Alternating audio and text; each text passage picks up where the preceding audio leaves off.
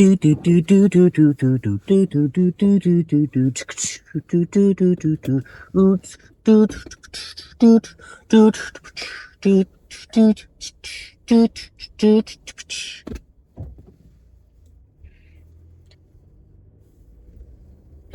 to whom it may concern. Alright guys, so today I want to talk about goals. Over the past couple weeks, I read a book called 10X by Grant Cardone.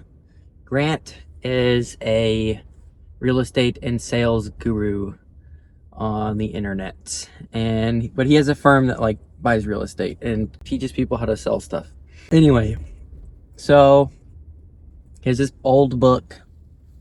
It's like pretty old actually, but I just got around to it and it's really interesting. So 10X, the argument in the book is basically that most people have a problem with setting goals that are actually too small, and that the reason people don't accomplish their goals and mission and their dreams is that basically it's not that they're, you might have heard of SMART goals, making like high but achievable goals that are reasonable and achievable and all this.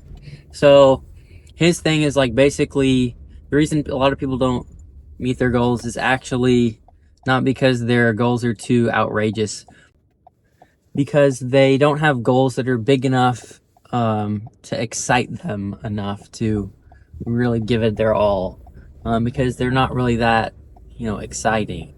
And his is kind of a more aim for the stars or aim for the moon and hit the stars kind of thing. So set goals super high, multiply them by 10, and have that be your goal. And even if you fail, you'll still be ahead of the people that had a lame version of that same goal.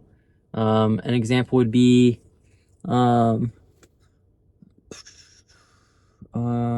great example for the pre-med would be, I want to get accepted to medical school. Well, if you multiply that by 10, I want to be accepted to 10 medical schools. So that's a lot. Most people aren't accepted at 10 medical schools. But if you began to act like a person who is going to be accepted to 10 medical schools, there are certain actions you would take that might be different than someone who is hoping that they just get into one. If you go in with the assumption that I am going to get accepted to one, but what I really want to do is get accepted to more than one so I have a choice of that, then the reality is that candidate is probably going to be more fit, shall we say, or more, that candidate is probably just going to be a better applicant overall than the one who only had the intention of getting into one school. So someone who, just think, kind of do this exercise with me. So thinking somebody who says, I got into 10 medical schools, like what would their application look like? Okay, they would probably have a really good stats. They'd have great grades. Any bad grades would be more than well compensated for by other academic aspects of their application. Like if they had a bad year, retaking those courses that they didn't do great on and like getting a very high grade, getting an A, or getting a master's degree, or someone who has just tons of research. They're published, kind of cherry on top there. It's definitely not a requirement for getting in med school, but it's a big deal. So someone who has multiple publications, someone who has amazing clinical experience, maybe they held a paid clinical job for like a sustained amount of time, whether that was a medical assistant or they worked in clinical research or something. You get my point. So the person that, you're trying to imagine, like, I want to be the person that is accepted to 10 medical schools in this example. You kind of have a picture of your head of what that person would be like.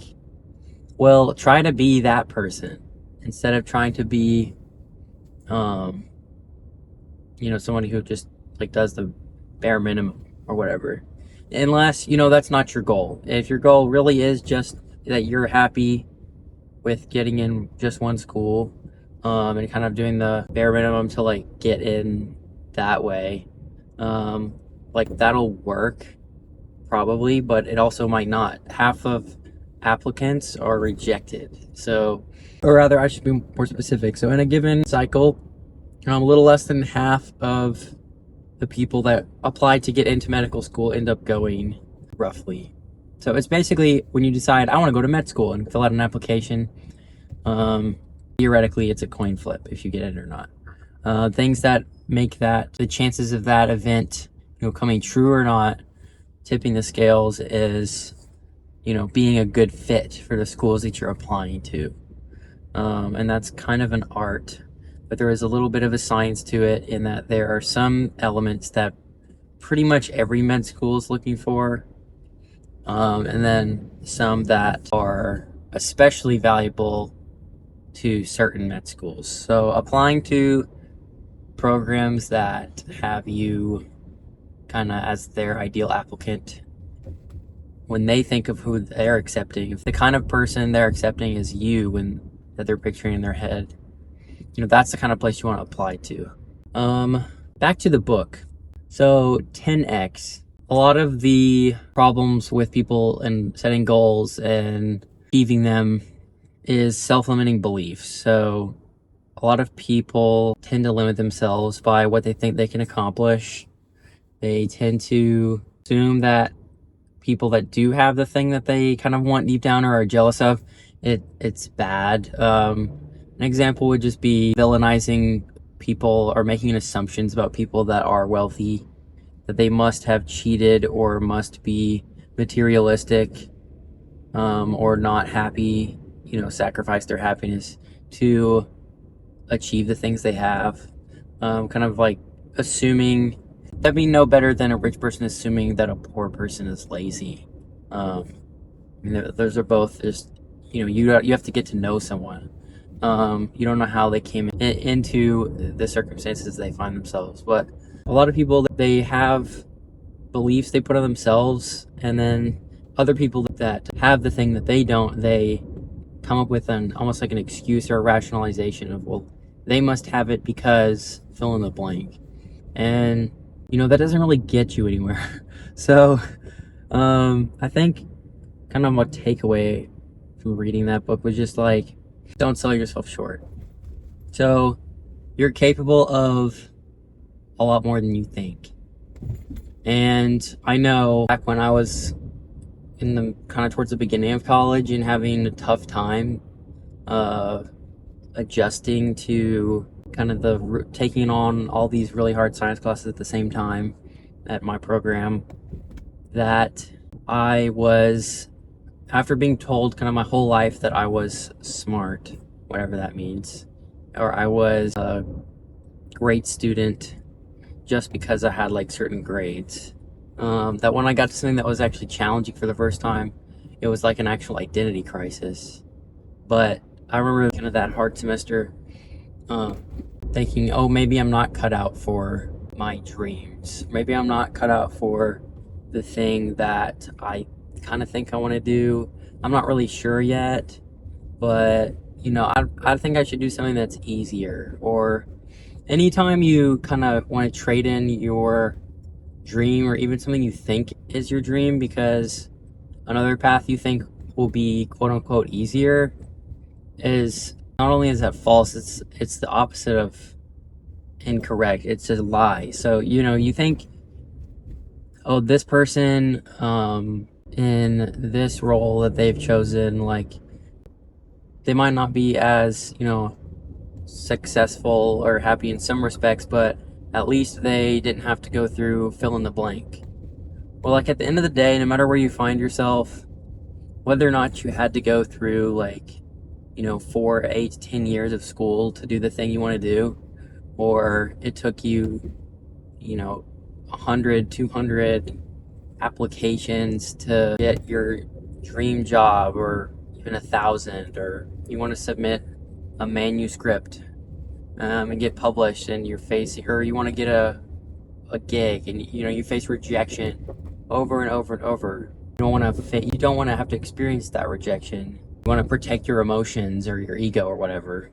it's kind of irrational to think that you would be happier without, if you didn't put yourself through the trouble and you just kind of quote unquote took the easy way. Because at the end of the day, no matter where you find yourself, like, everybody's working. So you might as well do something that you enjoy and that you find meaningful. Another way to maybe look at this, or the idea that I'm trying to convey, is there was this story I read one time about this guy who, so basically it's like it's basically Netflix but China, and China's version of Netflix. This guy that put it together, he's like a tech genius, and he is super wealthy. And someone was just pointing out, you know, the difference between that guy and getting where he is and his success versus someone who's, I don't know, less successful. It's not that they had less hours, or like, this person has more time in the day than this person. Although in some situations that might sort of be true. The reality is, like, we all are given the same amount of, like, hours in a day. We all have choices, and companies and large institutions, they are kind of looking at each other and saying, like, oh, how did they get to be so successful in the direction they're going in versus our organization? And it's like, there must be something fundamentally different about them. The reality is, like, the only difference between being a millionaire or broke, it's not a different amount of work. So I will say that again. The difference between being a billionaire, a millionaire, and a broke person, it's not any more or less work. It's different steps. The gap is knowledge. So, like, what gets somebody between where they are now and where they want to go, their success depends on their knowledge and taking the right steps, or just taking some steps. A lot of people actually struggle with just the basic, taking the first action. But a person who's successful in, you know, running their small business, and they kind of have certain goals and they reach those and their business is sustainable, they make a decent income, that person works really hard. The CEO of a billion-dollar company also works really hard. But we wouldn't say that a CEO of a billion-dollar company is working a billion times harder than the owner of a small business. They're just taking different actions that have a lot more leverage to them. They have a lot more leverage behind them, and they have a lot more momentum, systems, resources. There's a lot of things that are different, but time is not one of them. So I kind of want to point that out to kind of challenge people that, like, maybe they're thinking about medicine and they're like, you know, I don't know if that's too many years, like, to kind of go down that path. And, you know, if you don't want to spend a decade trying to become something, like, that's fine. But the reality is, like, everyone is gonna spend that same decade becoming whatever they are at the end of those 10 years. So, like, me 10 years from now, Lord willing, I'll be a doctor. So I'll be done with med school, done with training. I'll be in my practice. And if I had gone a different route and not gone to med school, the difference between me today and then 10 years from now, you know, I would still be around. I'd be doing something else, but I would not be, you know, a doctor. So, like, everyone has the same number of hours in the day. It's just like, what do you choose to do with them? And deciding to sell yourself short, like, if you think, you know, this is something I think I might want to do, and, you know, like, medicine might not be something you want to do, but if you're like, something I think I might be interested in, you owe it to yourself to check it out and to think about it and to talk to people and look into it. I never heard of people on their deathbed saying, I wish I accomplished less. I've heard of people thinking things like, I've heard of people thinking they wish they spent more time with family, and worked on their relationships. But usually that's not mutually exclusive with your dreams. You can still be a high achieving person and also have a great family. You can be successful in more than one domain in life. It would be a myth to believe that, oh, I could be successful in my career, but I can't have a healthy family. I can be a great fill in the blank, but I can't do this. The reality is, it's hard to be great at many things, but it's not hard to be good at a lot of things. A lot of people are not good at many things at all. But at the risk of beating a dead horse, don't sell yourself short. Multiply your goals bigger than you think they should be, and go for it. If you think you want to do medicine, try it. Explore. If you want to go to medical school, there are certain things you can do to help that. I encourage you to check out some of my resources on that. And I've developed things that I believe help people get in med school and increase their chances. I've worked with groups and people one-on-one, helping them get accepted as I was, and I hope I can help you do the same. You only live once, so do it right.